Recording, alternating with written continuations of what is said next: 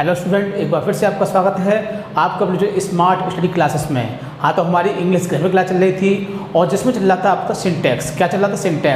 Syntax जो है वो आपका कंप्लीट हो चुका है। जितने भी उसके पॉइंट थे वो हम पूरे कंप्लीट कर चुके हैं। और सबसे लास्ट पॉइंट था आपका सिंटैक्स ऑफ कंजक्शन। क्या था? सिंटैक्स ऑफ कंजक्शन, जिसको भी हमने आपका समाप्त करा दिया है और आज उसकी आपको एक्सरसाइज कराएंगे। इसके बाद सिंटैक्स आपका पूरी तरह से समाप्त हो जाएगा। तो काफ़ी समय से चल रहा था आपका सिंटैक्स, लेकिन सिंटैक्स जो है बहुत ही महत्वपूर्ण आपका पार्ट है इंटरमीडिएट का। भले ही एग्ज़ाम में कम मार्क्स का आता है, लेकिन आपके फ्यूचर में इसका बहुत ही महत्व है, क्योंकि जितनी भी कॉम्पिटिशन होती हैं उन सब में सिंटैक्स ही आता है। और जब तक आप सिंटैक्स को सही प्रकार से नहीं पढ़ेंगे, आप किसी भी कॉम्पिटिशन में बीट नहीं कर पाओगे। तो इंटरमीडिएट के जो सबसे महत्वपूर्ण पार्ट होते हैं वो वोकैबुलरी और आपका सिंटैक्स ही होता है, जो कि एग्ज़ाम में बहुत ज़्यादा आता है। और अक्सर कर इसमें क्या होता है, गलतियां भी हो जाती हैं और इसमें मार्क्स भी बहुत अच्छे मिलते हैं। लेकिन सिंटैक्स जो है वो इसमें तो कम मार्क्स का आता है, लेकिन कोई कंपटीशन जो होता है उसमें बहुत ही ज़्यादा आता है। इसीलिए सिंटैक्स को आपको बहुत अच्छी तरह समझना चाहिए। इसीलिए हमने सिंटैक्स को जो है बहुत ही अच्छी तरह समझाया आपको। पहले उसके रूल्स लिखाते थे, फिर एक तरफ उसके एग्जाम्पल, ताकि आपको बहुत ही क्लियरली समझ में आ सके। तो सिंटैक्स के जो छोटे बड़े तरीके थे वो 11 तरीके थे और प्रत्येक में 8-10 रूल थे, जिनको हमने आपको बहुत ही अच्छी तरह से लिखवाया और समझाया, ताकि आप अच्छे से अच्छा स्कोर कर सकें। और आपने ध्यान से समझा भी होगा और इसकी जो एक्सरसाइज है वो भी आपने प्रैक्टिस की होंगी। इस तरह से आपका सिंटैक्स जो है वो पूरी तरह से कंप्लीट हो चुका है और आज इस एक्सरसाइज के बाद यह पूरी तरह से समाप्त हो जाएगा और सिंटैक्स आपका कंप्लीट हो जाएगा। जब एग्ज़ाम आएंगे तो इनके इम्पोर्टेंट सेंटेंस हैं, वाक्य हैं, उनको हम आपको रिवाइज कराएंगे, ताकि आपको सही सेंटेंस मिल सके और आप उसे आसानी से करेक्ट कर सकें। क्योंकि 30-40 सेंटेंस ऐसे होते हैं जो हर साल रिवाइज होते रहते हैं, यानी कि उन्हीं में से आते हैं। तो उनकी भी हम 2 वीडियो आपको बना के दिखा देंगे। जब आपके एग्ज़ाम बहुत नियर होंगे तो आप उनको भी कंप्लीट कर लेना, जिससे कि आप उसे बहुत ही आसानी से प्राप्त कर सकें। तो आज आपका सिंटैक्स जो है पूरी तरह समाप्त हो जाएगा और हम इस एक्सरसाइज को समझाएंगे। इनमें देखो 15 वाक्य लिए हैं और हमने वही वाक्य लिए हैं जो एग्ज़ाम में आने लायक हैं। अक्सर कर इन्हीं में से वाक्य एग्ज़ाम में आते हैं, इसीलिए हम आपको इनको ही समझाएंगे और इनके रूल हम आपको पहले लिखवा चुके हैं, ताकि आपको अच्छी तरह से समझ में आ सकें। ठीक है, तो ज़्यादा समय वेस्ट न करते हुए चलते हैं अपने टॉपिक की ओर।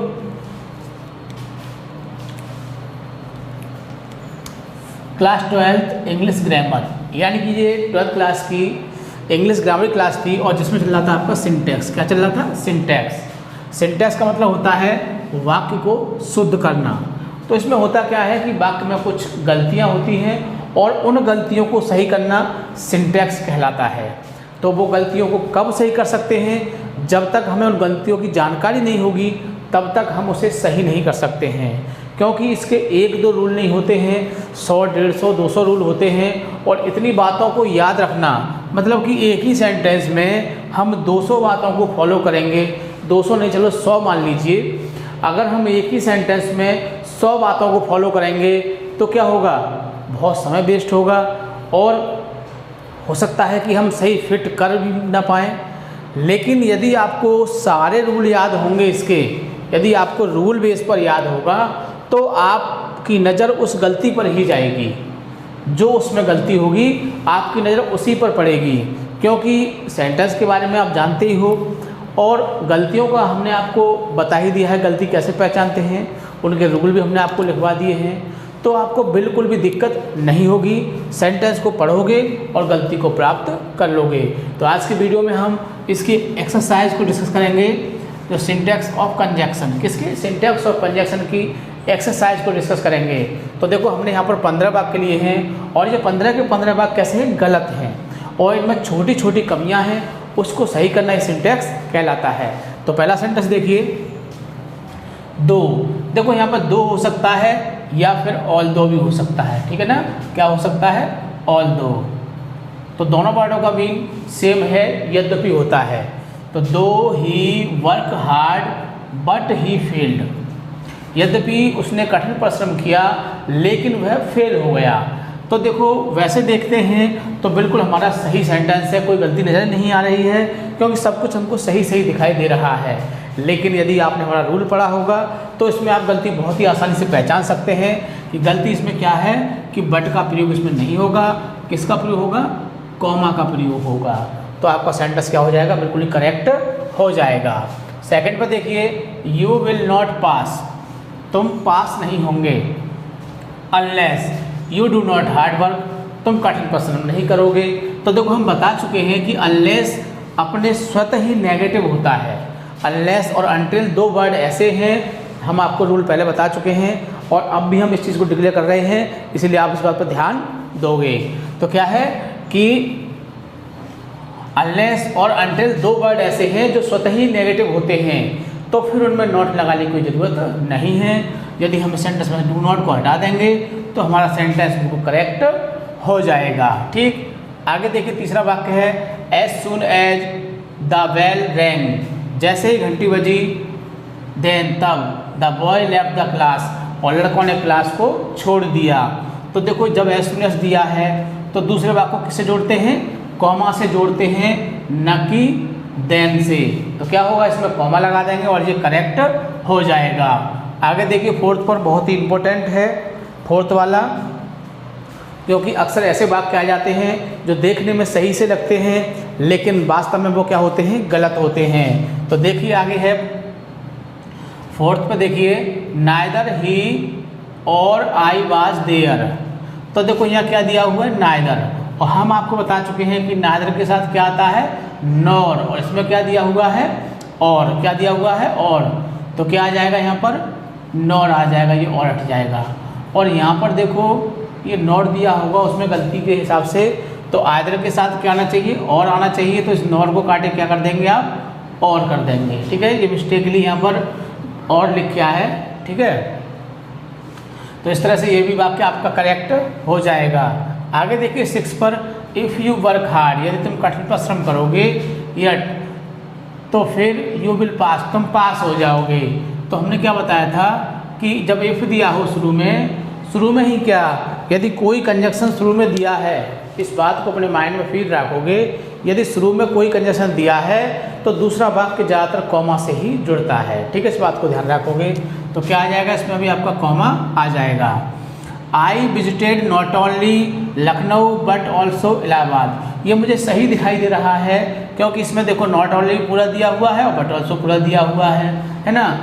यदि इसमें ये गलती होती तो क्या होता, यहाँ पर टू दिया होता तो उसको काट के हम ऑल्सो कर देते, लेकिन इसमें अब भी एक गलती है। क्या गलती है कि जो नॉट ओनली जो आता है वो सब्जेक्ट के बाद आता है। कब आता है, सब्जेक्ट के बाद आता है। और यदि एच बी हो तो फिर एच बी के बाद आता है। तो जब इसमें एच बी नहीं है तो किसके बाद आएगा, सब्जेक्ट के बाद आएगा। तो क्या हो जाएगा ये, I not only visited Lucknow but also Allahabad. तो क्या हो जाएगा, ये नॉट ओनली आपका यहाँ आ जाएगा और आपका सेंटेंस करेक्ट हो जाएगा। आगे देखिए 8th पर है आपका, we do not care whether you go nor stay. देखो जब वाक्य में वेदर आ जाए, बहुत इंपॉर्टेंट रूल है, अक्सर कर इसमें एक वाक्य मिल जाता है, जब वाक्य में वेदर आ जाए तो फिर नॉर का प्रयोग नहीं करते हैं, और का प्रयोग करते हैं। ठीक, 9 पर देखिए, मेक हैस्ट, मिस होता है जल्दी करो। क्या होता है, मेक है जल्दी करो, lest you would be late, तुम्हें देर हो जाएगी, जल्दी करो। लीस्ट मिस होता है ऐसा न हो कि, जल्दी करो ऐसा न हो कि तुम्हें देर हो जाए। तो क्या होगा, इसमें एक रूल है कि लीस्ट के बाद हमेशा शुड का प्रयोग करते हैं, और यहाँ पर क्या दिया हुआ है, वुड, तो वुड कट जाएगा और क्या आ जाएगा आपका, शुड आ जाएगा। ठीक है ना, तो लिस्ट का सब लोग होता है शुड का प्रयोग करते हैं। आगे देखिए 10 पर, I shall nurse him so that he will live. तो देखो इसमें हमको क्या दिखाई दे रहा है, सो दैट दिखाई दे रहा है। देखो हम आपको ऐसी पहचान लिखा चुके हैं कि आप वाक्य को देखते ही उसमें गलती पहचान लोगे और बहुत ही आसानी से आप सेंटेंस को करेक्ट कर सकते हैं। तो क्या दिया हुआ इसमें आपको, सो दैट, और सो दैट के बाद किसका प्रयोग करते हैं, मे का प्रयोग करते हैं, न कि विल का प्रयोग करते हैं। आगे देखिए 11 पर है be both love that honour him. तो देखो बोथ शब्द आ गया आपका, क्या आ गया बोथ, और बोथ के साथ क्या आता है एंड आता है, क्या आता है एंड। तो दैट नहीं आएगा, क्या आएगा आपका एंड आएगा। ठीक है, बहुत ही आसानी से करेक्ट कर सकते हो, बिल्कुल भी समय नहीं लगेगा यदि आपने हमारे रूल पढ़े होंगे तो, और यदि आपने रूल्स नहीं पढ़े होंगे तो आप इसे बहुत ज़्यादा समय भी नहीं कर सकते हो। तो रूल पढ़ना बहुत ही मस्ट है।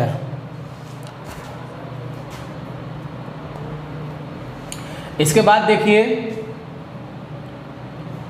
आगे देखिए 12वां वाक्य, When he heard the news, जब उसने समाचार सुना, then he wrote to me, तब उसने मुझे लिखा। तो देखो यहाँ then आ रहा है, तो हम बता चुके हैं कि जब शुरू में कंजक्शन आ जाता है तो दूसरे वाक्य को किससे जोड़ते हैं, कॉमा से जोड़ते हैं। ठीक है ना, तो ये भी करेक्ट हो जाएगा। आगे देखिए 13 पर है it is nothing else than pride. तो देखो नथिंग के एल्स के बाद हमेशा किसका प्रयोग करते हैं, बट का प्रयोग करते हैं। तो क्या आ जाएगा यहाँ पर, बट आ जाएगा, नथिंग बट एल्स। तो देन इसमें हट जाएगा आपका, तो हो जाएगा it is nothing else but pride. ठीक है ना। आगे देखिए 15 पर 14वां वाक्य है 14, Ram is big than Sita. देखने में सही सा लग रहा है, लेकिन हम आपको एक बार बता चुके हैं कि जब देन दिया हो, क्या दिया हो, देन दिया हो, तो उस वाक्य में ज़्यादातर हमारी सीडी फॉर्म आती है। क्या आती है, सीडी फॉर्म। तो क्या हो जाएगा, बिग को हो जाएगा आपका बिगर हो जाएगा, और इस तरह से आपका ये सेंटेंस ये भी करेक्ट हो जाएगा। सबसे लास्ट पर देखिए 15वां वाक्य आपका, we eat food. We eat food, we माने हम, ईट माने खाते हैं, फूड मीन्स भोजन। सो दैट आ गया। अब पहचान लोगे क्या होता है, सो दैट के बाद मे या फिर माइट का प्रयोग करते हैं। यदि ये वाला वाक्य आपका पास्ट में है तो इसमें माइट लगाएंगे, और अगर प्रेजेंट में है तो हम इसमें मे लगाते हैं। तो देखो ये हमारा प्रेजेंट में है तो क्या करेंगे, यहाँ पर क्या आ जाएगा, मे आ जाएगा, और सेंटेंस आपका करेक्ट हो जाएगा। तो ये थे देखो 15 वाक्य जो हमने आपको सिंटैक्स और कंजक्शन के माध्यम से एक एक्सरसाइज दी हमने, क्योंकि अक्सर कंजक्शन का एक वाक्य आ जाता है और फिर इसमें छोटी सी गलती होती है और उसे सही करने में बहुत दिक्कत होती है, क्योंकि जब तक इसका आपको रूल पता नहीं होगा आप इसे सही नहीं कर सकते हैं। इसीलिए आपको जितने भी हमने रूल लिखाए हैं, अब देखो आपके सारे पॉइंट क्लियर हो चुके हैं। Syntax of noun, syntax of pronoun, syntax of adjective, syntax of verb, syntax of tense, syntax of infinitive, syntax of article, और syntax of adverb, syntax of conjunction, syntax of preposition. तो जितने भी हमने आपको 11 point लिखाए थे इसके, और 11 पॉइंट हमने आपके करा दिए। और देखो हमने बहुत ही अच्छे से कराए। फर्स्ट ऑफ ऑल हम आपको रूल लिखाते थे और उसका एक एग्जाम्पल लिखाते थे, उसके बाद 2 पॉइंट होने के बाद फिर हम उसकी एक मिक्स एक्स्ट्रा कराते थे, ताकि जो आपने समझा है उसका प्रैक्टिकल भी हो सके। तो इस तरह से हमने आपको 11 पॉइंट कंप्लीट करा दिए, और उनके कुछ एग्जाम्पल भी, और प्रत्येक की हमने आपको एक्सरसाइज भी कराई, जिससे कि आपका जो हमने पढ़ाया है वो क्लियर हुआ है या नहीं हुआ है। इस तरह से जो भी हमने आपको पढ़ाया है उन वीडियोज़ को आप फिर से देखोगे, जिससे कि आपका रिवीजन हो सके, और फिर बुक बेस पर उन एक्सरसाइजों को बना के देखोगे जो आपकी बुक में दी हुई हैं, मॉडल पेपर में दी हुई हैं, ताकि जो हमने रूल्स लिखाए हैं वो आपको कितने याद हैं। तो वो कब प्रैक्टिस होगी उसकी, जब आप हमारे सारे रूल्स को पढ़ के उन बुकों को करके देखोगे, बुक में से करके देखोगे एक्सरसाइज को, तो आपका रिवीजन हो जाएगा और एग्ज़ाम में आपको बहुत ही अच्छी तरह से याद करे हुए सेंटेंस आपको मिल जाएंगे। ठीक है, तो वीडियो को बार बार देखोगे ताकि आपकी समझ में आ सके, और वीडियो को लाइक ऐसे करना नहीं भूलोगे ताकि और लोग इस चीज़ का फ़ायदा उठा सकें। ठीक है, थैंक यू, जय हिंद, जय भारत।